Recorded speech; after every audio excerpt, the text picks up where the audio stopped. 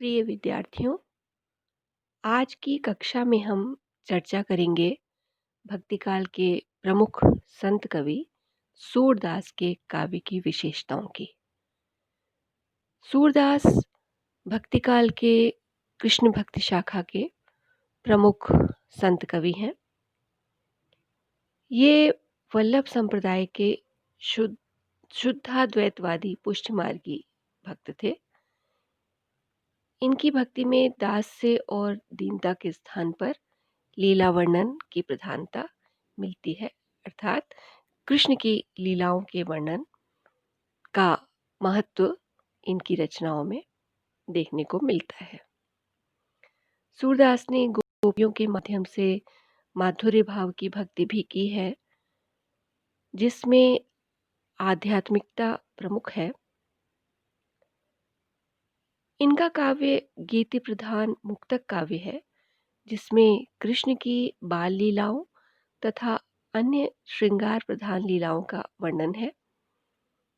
सूर का वात्सल्य चित्रण अद्वितीय है।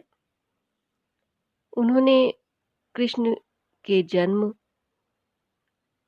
उनके नामकरण, उनकी वर्षगांठ, उनका झूलना, लोरियां और बाद में गोचारण, साथियों के साथ में खेलकूद आदि के विशद चित्रण सूरदास के पदों में मिलते हैं।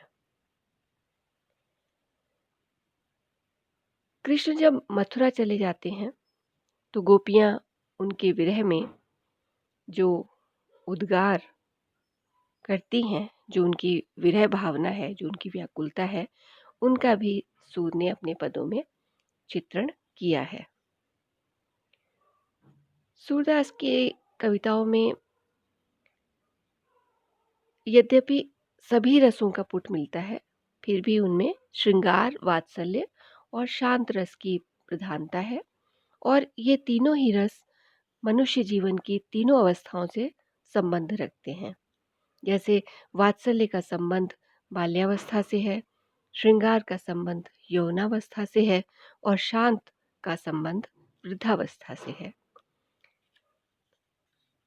विद्यार्थियों, सूरदास का वात्सल्य वर्णन एक प्रकार से बाल मनोविज्ञान का अध्ययन है। भगवान कृष्ण की बाल लीलाओं का ऐसा सरस वर्णन, ऐसा सरल वर्णन, ऐसा सुंदर वर्णन सूर ने किया है कि बिना भक्ति वाला मनुष्य भी, ऐसा मनुष्य जिसके मन में भक्ति भाव नहीं है, वह भी उन पदों को पढ़कर भावमय हो जाता है। इसके अतिरिक्त सूर का श्रृंगार वर्णन भी बहुत ही महत्वपूर्ण है, बहुत ही उल्लेखनीय है। इसमें उन्होंने कवि परंपरा का पालन नहीं किया है, बल्कि उनके पदों में जीवन की सजीवता दिखाई देती है। कृष्ण और गोपियों का श्रृंगार एक व्यापक जीवन का अंग बन जाता है और इसीलिए उनका वियोग एक विशेष तीव्रता को धारण किए हुए दिखता है, और इसमें सूर ने निर्गुणवाद पर सगुणवाद की विजय दिखाई है। सूर की भाषा साहित्यिक ब्रजभाषा है।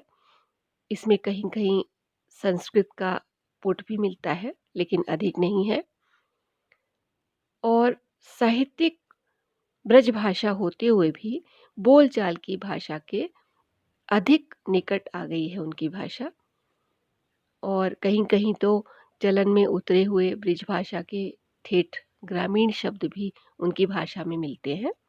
पर कुल मिलाकर उनकी भाषा में माधुर्य भाव पूर्ण रूप से विद्यमान है। सूर के शब्दों में बड़ी सुंदर व्यंजना है। उनकी भाषा में पूर्वी प्रयोग जैसे मोर, हमार, कौन आदि भी जगह जगह मिलते हैं।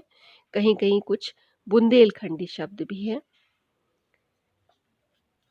अब हम चर्चा करेंगे सूर के काव्य की विशेषताओं पर। तो इसमें पहला बिंदु जिसके अंतर्गत हम अपनी बात करेंगे पहला बिंदु है भक्ति भावना का। सूर पुष्टि मार्ग में दीक्षित थे और इनकी भक्ति भावना का आधार पुष्टि मार्ग का सिद्धांत भगवत अनुग्रह है, अर्थात ईश्वर की कृपा, भगवान की कृपा। और इसी को आधार बनाकर इन्होंने वात्सल्य, सख्य और माधुर्य भाव की पद रचना की है।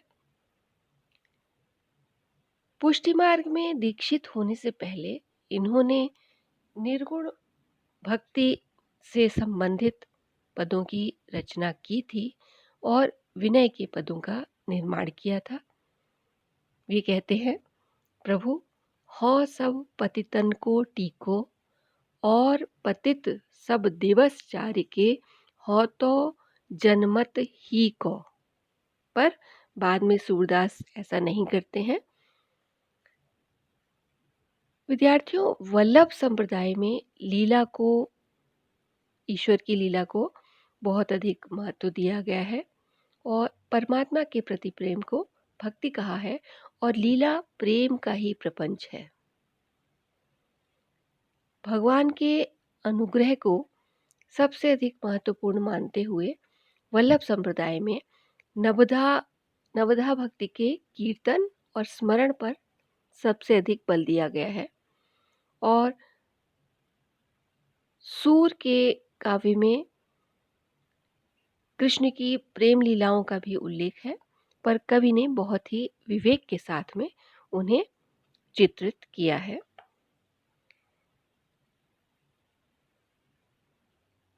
काव्य की विशेषताओं के अंतर्गत दूसरा बिंदु है जिसकी हम बात करेंगे, वात्सल्य चित्रण।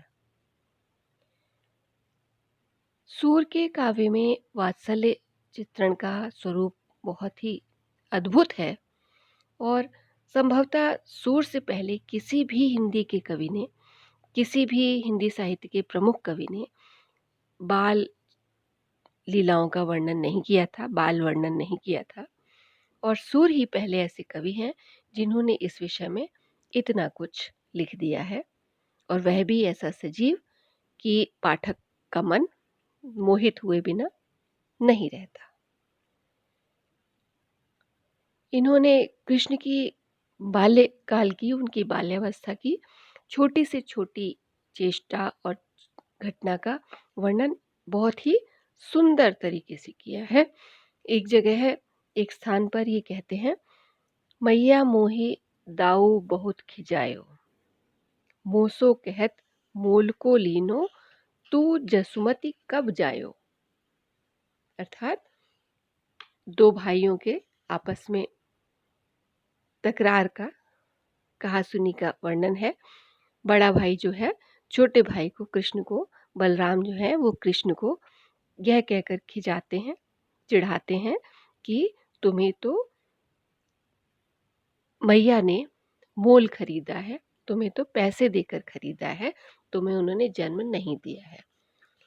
तो इस तरह से बहुत से स्थानों पर सूरदास ने कृष्ण के बाल लीलाओं का, उनकी बाल चेष्टाओं का अंकन बड़ी सूक्ष्मता से किया है। यशोदा और कृष्ण की बीच में संवाद, ग्वाल वालों के साथ में उनका माखन चोरी करना और शिकायत होने पर मैया के सामने बहाने बनाना, कृष्ण की मोहिनी सूरत, उनके घुटनों के बल पर चलने को देखकर यशोदा का मोहित होना। तो यह सब इतनी बाल क्रीड़ाएं सूर ने कृष्ण की यहाँ पर चित्रण किया है कि वास्तव में ऐसा उनसे पहले किसी भी कवि ने नहीं किया है। तो इस तरह से सूरदास बाल मनोविज्ञान के चित्रण में एकदम अद्वितीय हैं, अनुपम है। इसके बाद हम बात करेंगे तीसरे बिंदु की, श्रृंगार। सूरदास ने अपने काव्य में श्रृंगार के संयोग और वियोग दोनों ही पक्षों का बहुत सुंदर चित्रण किया है। गोपियां कृष्ण की रूप माधुरी पर मुग्ध हो जाती हैं, दोनों ओर से हास परिहास चलता है और उसी में दोनों पक्षों का प्रेम भी छिपा हुआ दिखाई देता है।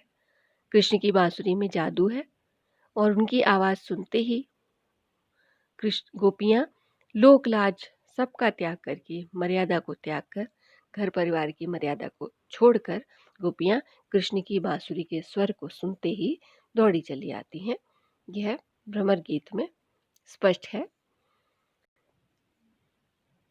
किंतु इस सारे चित्रण में कहीं भी किसी प्रकार की वासना का चित्रण नहीं है।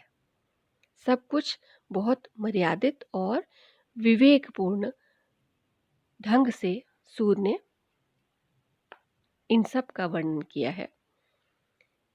जहाँ पर वियोग का चित्रण है, वहाँ पर बहुत ही कारुणिक, करुणा से भरा हुआ चित्रण दिखाई देता है। गोपियाँ कहती हैं, प्रगट भये नंद नंदन आई, प्यारी निरख बिरह अति व्याकुल, घरते लई उठाई। उभय भुजा भरी अंकम दीनो, राखी कंठ लगाई, प्राण होते प्यारी तुम मेरे, यह कही दुख बिसराई। तो कृष्ण के मथुरा जाने के बाद से राधा और अन्य गोपियाँ जब विरह की ज्वाला में जलने लगी, विरह सहने लगी, विरह में व्याकुल हो गई, पूरे ब्रज का सारा उल्लास, सारा आनंद समाप्त हो गया और गोपियाँ और उनके सखा तो क्या, गौएं तक और उनके बछड़े तक व्याकुल हो जाते हैं। गोपियों को कृष्ण के बिना रात सांपिन की तरह काली प्रतीत होती है और यह सब चित्रण सूर के काव्य में वास्तव में अनूठा है। अगला बिंदु है, चौथा बिंदु है प्रकृति चित्रण का। सूर का कृष्ण भक्ति काव्य भावात्मक काव्य है। इसमें प्रकृति चित्रण भावों की पृष्ठभूमि में हुआ है या उद्दीपन भाव के लिए अथवा अलंकारों के अप्रस्तुत विधान के रूप में। सूरदास ने कहीं भी प्रकृति का स्वतंत्र रूप से चित्रण नहीं किया है। मूलतः उद्दीपक के रूप में प्रकृति यहाँ पर उपस्थित हुई है। सूरदास ने मानव प्रकृति के चित्रण में अपनी सूक्ष्म दृष्टि का बहुत ही सुंदर परिचय दिया है। गोपियाँ जो कृष्ण के वियोग में व्याकुल हैं, उन्हें अब कुंज भी बैरी लगने लगे हैं। वे कहती हैं, बिन गोपाल बैरी भई कुंजे, तब ये लता लगत अति शीतल, अब भई विषम ज्वाल की पुंजें। अर्थात जब कृष्ण यहाँ पर थे, गोपियों के पास थे, तब इसी कुंज की लताएं उन्हें शीतलता प्रदान करती थीं और अब यही लताएं उन्हें वियोग की ज्वाला में झुलसा रही हैं। अगला बिंदु हम चर्चा में लेंगे शैली का। सूरदास ने मुख्य रूप से गीति शैली का प्रयोग किया है। इसमें भावात्मकता, संगीतात्मकता, संक्षिप्तता और कोमलता के गुण हैं। गोपियों के माध्यम से उन्होंने वैयक्तिकता को बड़े ही कलात्मक ढंग से प्रस्तुत किया है। अभिव्यंजना के लिए सूरदास ने कई शैलियों को अपनाया है। वर्णनात्मक प्रसंगों के लिए उन्होंने सरल ग्रामीण धार्मिक पदावली में का प्रयोग किया है और विरह के प्रसंगों में लाक्षणिकता का प्रयोग अधिक किया है। अगला बिंदु है छंद का। विद्यार्थियों, सूरदास ने भावात्मकता के कारण अपने काव्य में गीत पदों का प्रयोग किया है। चौपाई, चौबोला, दोहा, सवैया, कुंडलियाँ और गीतिका आदि छंदों का भी कहीं कहीं प्रयोग मिलता है। अगला बिंदु है भाषा का। सूर की भाषा साहित्यिक ब्रज भाषा है, जिसमें बहुत कठिन शब्द नहीं हैं, बोलचाल के शब्द अधिक मिलते हैं और कहीं-कहीं इनकी भाषा में संस्कृत के तत्सम शब्द भी आ गए हैं, कहीं पूर्वी हिंदी के कुछ शब्द भी मिलते हैं, कहीं-कहीं कुछ राजस्थानी शब्द, कहीं कुछ गुजराती शब्द और कहीं-कहीं अरबी फ़ारसी के कुछ शब्द भी इनकी भाषा के बीच में आ गए हैं।